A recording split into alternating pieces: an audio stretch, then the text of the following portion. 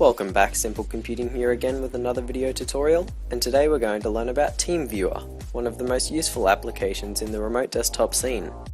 It allows you to connect to your home computer from anywhere in the world, as long as you have an internet connection available. Personally, I use it to provide tech support to friends and relatives without having to waste time traveling to their location to fix simple problems. To begin, we will visit the TeamViewer website so that we can download and install the setup file.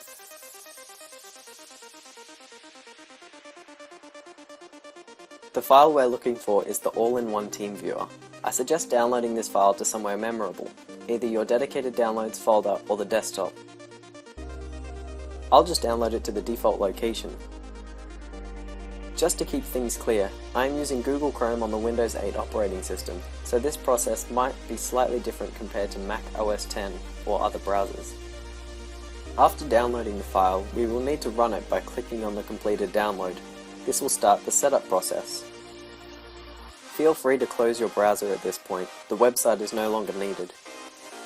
Now that the window has come up, we want to select Install TeamViewer, not Run, so be sure to select the Install option.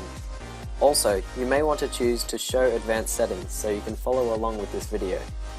After you've done that, click on the Next button for the next step. Be very sure to select the first option on this screen. TeamViewer is free for personal and non-commercial use, so doing this step correctly is essential to the success of the installation process. After that, you can click Next.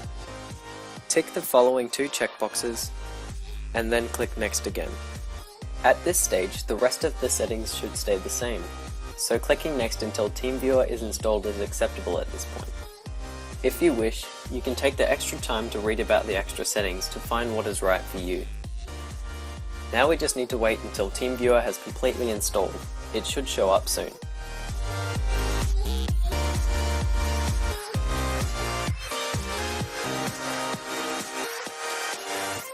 There we go, welcome to TeamViewer. The first thing I would quickly like to show you is how to create a new account. With this account, you will be able to manage a list of computers which are running TeamViewer. By no means is this step necessary, but it is useful to know just in case you find yourself having to frequently connect to several different machines. To do this, we want to click on the big Sign Up button to the right of the main window. From there, you should be met with a small account creation form that you need to fill out.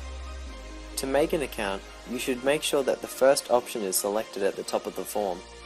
You may then input your personal data. I will demonstrate with sample data. Basically, all you need for this is your first and last name, your email address, and a password. If you would like to subscribe to TeamViewer's free newsletter containing useful information such as product updates and special offers, then select this checkbox before clicking Next. Since I already have an account, I will just close this form and sign in using my account's details.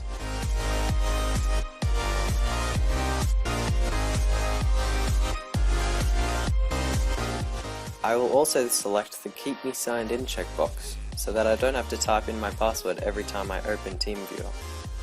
If you're using a shared or public computer, I highly suggest leaving this box unchecked for security reasons.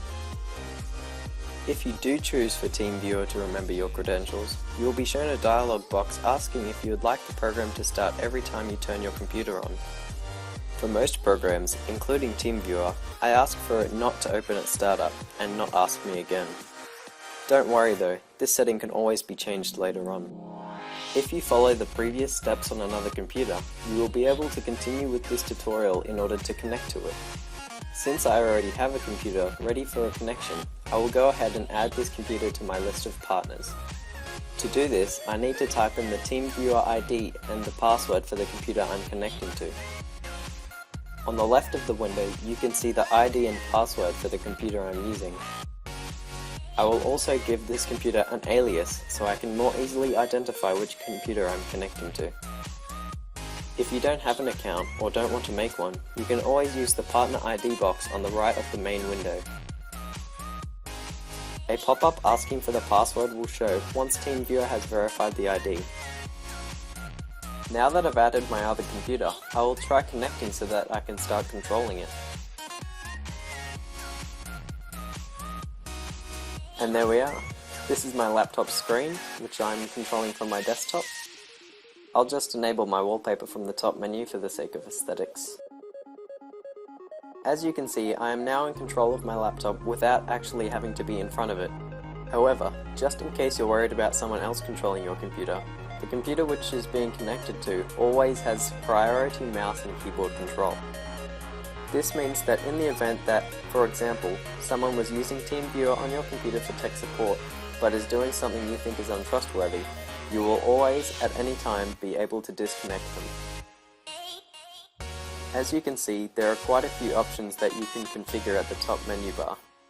There are actions you can forward, shortcut keys you can use, quality selection to optimize speed on slower connections, scaling, resolution options, audio options, a file transfer tool, and lots more. This has been a TeamViewer tutorial by Simple Computing, and as always, thanks for watching.